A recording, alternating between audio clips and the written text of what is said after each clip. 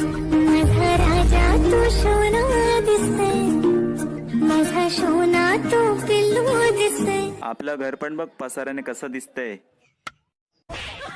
अशा ऑफिसवर दगड का मारायला? अरे आज्या बॉसला म्हंटलो पगार वाढवून द्या, हा. तर ते काय म्हणते तू काय कामाचं नाहीस. बर. आणि एकदा त्याला म्हंटलो सुट्टी द्या, तर काय म्हणते काम कोण करणार.